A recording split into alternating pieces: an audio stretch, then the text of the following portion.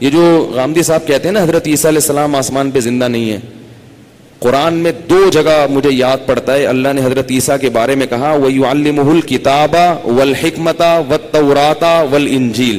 بیچارے کا قرآن کا لفظی ترجمہ بھی نہیں پڑھا ہوا غامدی نے. اگر صرف لفظی ترجمہ پڑھ لیتا تو یہ باتیں نہ کرتا. لوگ کہتے ہیں آپ غامدی کے سامنے بیٹھ کے کیوں بات نہیں کرتے؟ ہمیں ان کے پاس کوئی بٹھانے کے لیے تیار نہیں ہے. چن چن کے بیچارے فارغ ترین لوگ. میں کوئی بڑا عالم نہیں ہوں، میں نہیں کہہ رہا کہ میں کوئی بہت بڑا علامہ ہوں، لیکن انشاءاللہ غامدی صاحب کی جو باتیں ہیں اس سے پردہ چاک الحمدللہ کر سکتا ہوں. تو فارغ ترین قسم کے جو بندے ہیں نا لا کے بٹھایا جاتا ہے، اور جب ان لوگوں کو کہا جاتا ہے کہ فلاں مولوی صاحب آ رہے ہیں، یہ تیار نہیں ہوں گے آپ سے بات چیت کے لیے. اب دنیا کو یہ چیزیں تھوڑی نظر آ رہی ہوتی ہیں. دنیا کہتی ہے ہر مولوی کو شکست دیتا ہے بھائی، ہر کوئی بھی اس کے سامنے ٹھہر نہیں سکتا. میں ایک دفعہ بچپن میں وہ کھیل رہا تھا شطرنج کھیلنا جائز نہیں ہے، بچپن میں تھوڑا بہت شوق تھا، تو مجھے کوئی کھیلنے کے لیے مل نہیں رہا تھا. تو میرا بھانجا تھا بہت چھوٹا 5 سال کا، میں نے اس کو بٹھا لیا، میں نے کہا کھیلو. تو میرے بڑے بھائی نے دیکھا، بولا اس سے چھوٹا نہیں ملا کوئی اس سے چھوٹا نہیں ملا کوئی، اس کو ہرا رہے ہو یار بیٹھ کے. مجھے بڑی شرم آئی، میں نے کہا کوئی کھیلنے کے لیے تیار ہی نہیں ہے. لیکن ایک بات ہے کہ جیسا بھی ہو ہرانے کا مزہ آتا تھا، ٹھیک ہے نا، ہرانے کا اپنا مزہ ہوتا ہے. تو پہلے سے ہی ایسی پارٹی لے کر آؤ سامنے جس کو ہرانے کا مزہ. تو لفظی ترجمہ بھی بیچارے نے پڑھ لیا ہوتا نا قرآن کا تو یہ باتیں نہ کرتا. قرآن میں آتا ہے کہ ہم نے عیسیٰ ابن مریم کو تورات بھی سکھائی، انجیل بھی سکھائی اور الکتاب بھی. 2 آیتیں تو اس وقت مجھے یاد آ رہی ہیں جس میں اللہ نے الکتاب کا. تورات تو سمجھ میں آتی ہے، حضرت موسیٰ پر نازل ہوئی. انجیل حضرت عیسیٰ پہ لازم ہوئی. الکتاب کیا ہے؟ الکتاب عربی میں ال جب لگتا ہے تو مخصوص کتاب جس کو سب جانتے ہیں، ال وہاں لگتا ہے. جیسے اس کی مثال ایسے ہے جیسے میں آپ سے کہتا ہوں جاءنی رجل، میرے پاس ایک بندہ آیا. کیونکہ یہ بھی معروف نہیں ہے نا، معروف نہیں ہے تو میں اس پہ تنوین لگاؤں گا. الرجل نہیں کہوں گا، میں اسے کہا کہوں گا رجل. کیا کہوں گا؟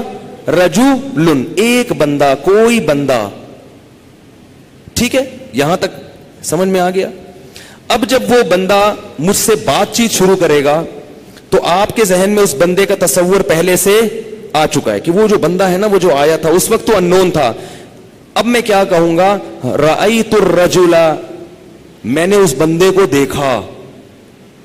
علیہ قلنسوۃ، اس پر ایک ٹوپی تھی یا کچھ بھی تھا وہ. تو اب جب دوبارہ اس کا تذکرہ آئے گا تو رجل نہیں ہوگا بلکہ الرجل، کیونکہ ایک دفعہ اس کا ذکر پہلے ہو چکا ہے. اس کو کہتے ہیں معہود، ذہن میں وہ مستحضر ہو گیا ہے، مخصوص. کیونکہ اب آپ کا ذہن خود بخود اس ال کے لفظ سے خود بخود جائے گا کہ یہ وہی آدمی ہے جس کی پہلے بات ہو رہی ہے. لیکن اگر میں یوں کہتا ہوں جاءنی رجل، ایک بندہ آیا، رأیت رجلا، میں نے بندے کو دیکھا، تو یہاں بندے سے وہ والا بندہ مراد نہیں ہے بلکہ کوئی دوسرا ہے. الف لام لگانے سے اور ہٹانے سے اتنا فرق پڑ جاتا ہے عربی میں. تو قرآن یہ نہیں کہہ رہا وَيُعَلِّمُهُ كِتَابًا، اللہ حضرت عیسیٰ کو تورات کا علم بھی دے گا، انجیل کا بھی دے گا، اور ایک مخصوص کتاب ہے اس کا بھی دے گا. اگر وہ کتابن کا لفظ ہوتا نا، اللہ لگا ہوتا، ہم کہتے پتہ نہیں کوئی ہوگی، اللہ نے کوئی کتاب رکھی ہوگی. اللہ کہہ رہا ہے الکتاب، اللہ ان کو تورات بھی سکھا رہا ہے، انجیل بھی سکھا رہا ہے، اور ایک ایسی کتاب جس کو تم سب جانتے ہو، وہ والی کتاب بھی اللہ نے ان کو سکھائی ہے. اگر ان کو دنیا میں آنا نہیں تھا تو اللہ نے کون سی، وہ قرآن کے علاوہ پہلے بات تو یہ کہ وہ اگر قرآن نہیں ہے تو پھر کون سی کتاب ہے جو اللہ نے سکھائی ہے ان کو؟ اور اگر قرآن سکھایا ہے تو حضرت موسیٰ کو کیوں نہیں سکھایا، حضرت ابراہیم کو کیوں نہیں سکھایا، حضرت ادریس کو، حضرت نوح علیہ السلام کو قرآن میں کیوں نہیں ہے کہ ہم نے ان کو الکتاب سکھائی ہے؟ حضرت عیسیٰ کو کیوں ہے کہ ہم نے ان کو یہ قرآن سکھایا؟ ہم نے صرف اس لیے کہ انہوں نے اس امت میں نازل، بولو بھائی، ہونا ہے. اس لیے متاثر ہونے کی چندہ ضرورت نہیں ہے. یہ بڑی نئی نئی چیزیں مارکیٹ میں آ رہی ہیں، اور میں نے بتایا نا کہ اگر ایک کو مانو گے تو پوری امت کو گمراہ قرار دینا پڑے گا. تو وہی بھٹو والا واقعہ دوبارہ سنا دو، جلدی سے سنا دوں؟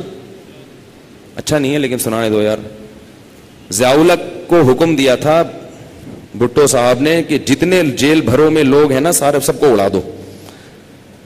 تو ضیاء الحق نے کہا کہ فوج کا اجلاس بلایا کہ اگر ہم پوری عوام کو اڑائیں گے تو دنیا کیا کہے گی کہ پاکستان آرمی کیا کر رہی ہے, تو بہتر نہیں ہے جس نے آرڈر دیا اسی کو اڑا دو. میں بار بار کہتا ہوں میں سیاسی آدمی نہیں, مجھے نہیں پتا ضیاء الحق نے اچھا کام کیا کہ غلط کیا, میں یہ نہیں کہہ رہا.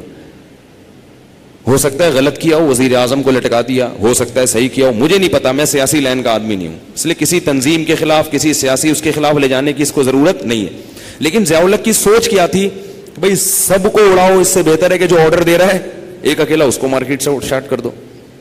تو میں آپ سے کہہ رہا ہوں کہ آپ اگر غامدی صاحب کو تسلیم کر لیتے ہیں تو پوری امت سے آپ کو ہاتھ دھونے پڑ جائیں گے. ساری امت, سارے مفسرین, سارے محدثین کیا ہو جائیں گے؟ غلط. چاروں ائمہ, خلفائے راشدین, صحابہ, سب کیا ہو جائیں گے؟ ابو ہریرہ رضی اللہ تعالیٰ عنہ بھی غلط ہو جائیں گے. وہ تو دلیل کے طور پہ قرآن کی آیتیں پڑھتے تھے ابو ہریرہ رضی اللہ تعالیٰ عنہ. حضرت ابو ہریرہ نے جب یہ حدیث سنائی, صحیح مسلم کی حدیث ہے, لَيُوشِكَنَّ أَن يَنزِلَ فِيكُمُ ابْنُ مَرْيَمَ حَكَمًا وَعَدْلًا, فرمایا اللہ کی قسم ضرور بالضرور, یہ نون تاکید قسم کا معنی دیتا ہے کہ تم پر عیسیٰ ابن مریم آسمان سے نازل ہوں گے اور عادل بن کے حکومت کریں گے. جب یہ حدیث سنائی تو حضرت ابو ہریرہ نے فرمایا اقرؤوا ان شئتم, اس حدیث کی تائید میں اگر تم چاہتے ہو تو قرآن کی یہ آیت تلاوت کرو. اس کے بعد وہ آیت پڑھ کے سنائی انہوں نے, وَإِن مِّنْ أَهْلِ الْكِتَابِ إِلَّا لَيُؤْمِنَنَّ بِهِ قَبْلَ مَوْتِهِ. تو سارے یہی کہہ رہے ہیں بھائی